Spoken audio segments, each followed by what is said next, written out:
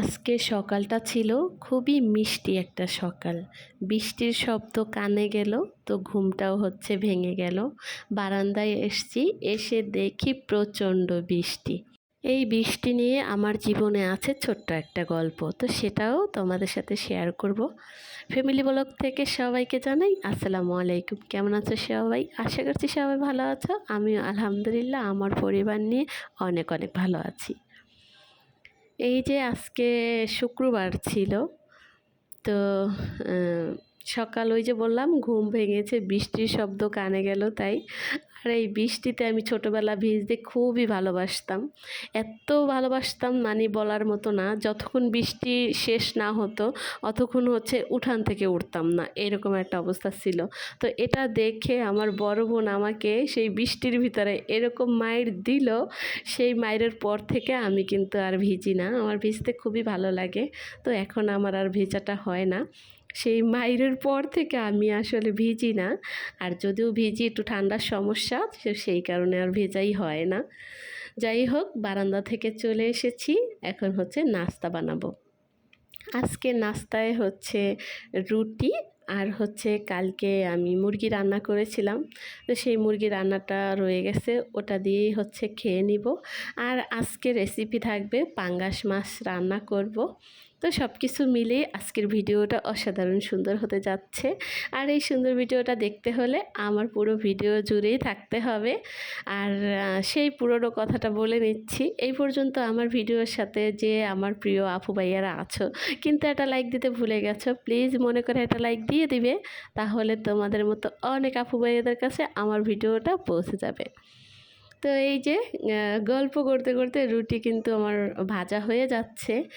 অনেকক্ষণ হয়ে গেছে রুটি ভেজে নিয়েছি। ওই যে বললাম সকাল সকাল আসলে আমার ফোন হাতেই নিতে ইচ্ছা করে না, তো সেই জন্য রুটিগুলো বানিয়ে নিয়েছি। আর বাইরে বৃষ্টিও ছিল হালকা পাতলা, এমনিতেই ভালো লাগতেছিল। তো যখন ভাজতেছিলাম তখন একটু ভিডিও নিয়েছি। আর এখানে খেতে চলে এসেছি। এই যে সাথে চা তো থাকবেই, চা বানিয়ে নিছি।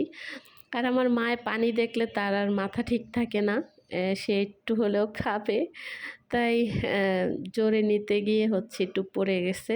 তারপর তার বাবা একটু খাইয়ে দিল। যাই হোক, আমার তো চা দিয়ে রুটি খেতেই বেশি ভালো লাগে। তো মাংস রেখে আমি চা দিয়ে রুটি দিয়ে খাচ্ছিলাম।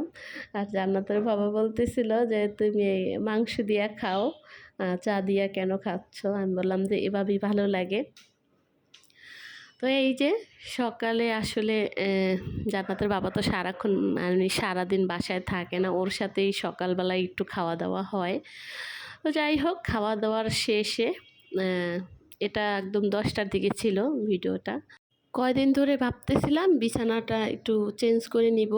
আর বিছানার চাদরটা যদি যেদিন চেঞ্জ করে নেওয়া হয়, আসলে মনে হয় যে ঘরটাই গুছানো হয়ে গেছে।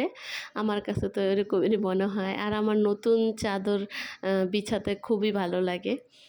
আর নতুন চাদর কিন্তু কিনতেও খুব ভালো লাগে। আমি যদি প্রতি সপ্তাহে একটা চাদর কিনতে পারতাম তাহলে মনে হয় আমার কাছে ভালো লাগতো, কিন্তু সেটা তো আর সম্ভব না। প্রতি সপ্তাহে কি চাদর কেনা সম্ভব? হ্যাঁ, জামাই তো দিব মায়ের মনে হয়। যাই হোক, এই যে সব কিছু সুন্দর করে গুছিয়ে নিলাম। এটা কিন্তু এভাবে থাকবে না, একটু পরেই অগুছ করে ফেলবে। তো বিছানাটা গুছিয়ে আর সুন্দর করে ঘরটাও ঝাড়ু দিয়ে নিয়েছি। তারপরে মাছ খাওয়ার জন্য পাগল হয়ে গেছে। এখান থেকে যখন যাইতেছিলাম, ওরা মনে হয় যে আমার কোলে চলে আসবে এরকম একটা ভাব করতেছিল। তো ওদেরকে আবার খাবার দিয়ে নিলাম। আর ওদেরকে প্রতিদিন আমি 10টার দিকেই খাবার দেই। 2-1 দিন জান্নাতের বাবাও খাবার দিয়ে দেয়। তো দেখলাম যে খাবারটা শেষ হয়ে গেছে, তো আবার ঝাড়টায় অল্প একটু খাবার নিয়ে নিলাম। রাত্রে কলা নিয়ে আসছিল, তারপরে ফল নিয়ে আসছে। তো এইগুলা আর ধরাই হয় নাই, ওইভাবেই রয়ে গেছে, কারণ আগের ফল যেগুলা ছিল ওগুলো রাত্রে খাওয়া হয়ে গেছে।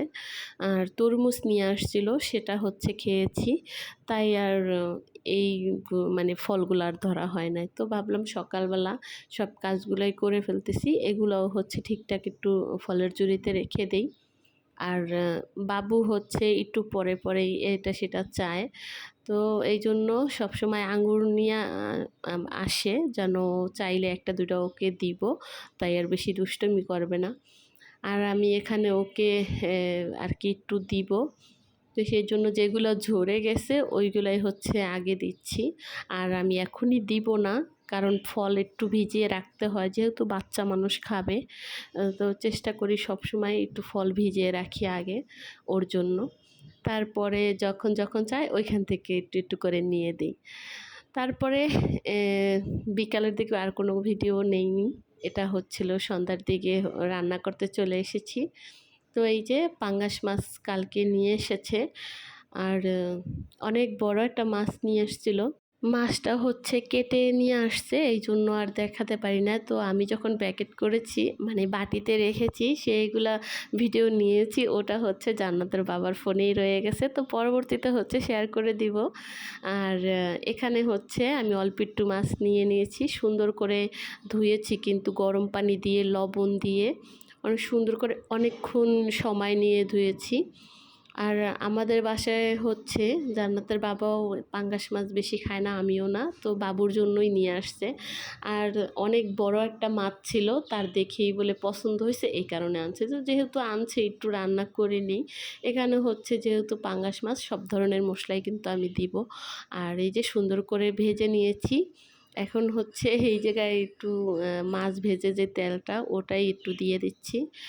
আর খেতে কিন্তু আমার কাছে ভালো লাগে না। আসলে যে যেটা পছন্দ না করে, তার যত ভালো করে রান্না করে তাহলে ওই জিনিসটা ভালো লাগে না। আমরা কিন্তু মাছটা খেতে পারিনি। ২ জনে ১ পিস মাছ খেয়েছি। তারপরেরটা হচ্ছে সকালে খালাকে পুরো মাছগুলাই দিয়ে দিছিলাম। পরবর্তীতে কিভাবে রাঁধবো জানি না। একদিন অন্যভাবে আবার রান্না করার চেষ্টা করব। এখানে হচ্ছে এ এ কাঁকরোল বলে, সে কাঁকরোল দিয়ে একটা টমেটো দিয়ে অনেক সুন্দর করে রান্না করেছিলাম। তারপরে ওই যে বললাম, যার কাছে যেটা ভালো না লাগে সে তো সেটা খেতে পারবে না। অনেকের কাছে আছে পাঙ্গাস মাছ খুবই পছন্দ করে, কাঁটা নাই এইজন্য।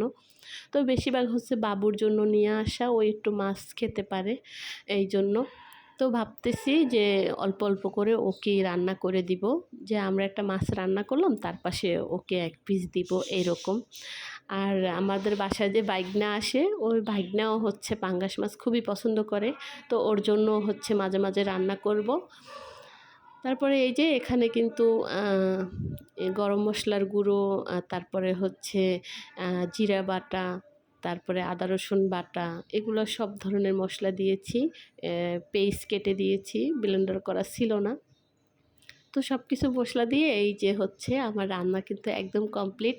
একটু হচ্ছে উপরে জিরা দিয়েই নামিয়ে নেব। আর ভিডিওর একদম শেষ পর্যায়ে চলে এসেছি, এই পর্যন্ত বিদায় নেব। যদি ভিডিওর কোথাও কোনো অংশ ভালো লাগে, অবশ্যই একটা লাইক দিবে আর কমেন্ট করে জানাবে। তো এখানেই বিদায় নিচ্ছি। সবাই ভালো থাকো, সুস্থ থাকো, আমাদের জন্য দোয়া করো। আল্লাহ হাফেজ।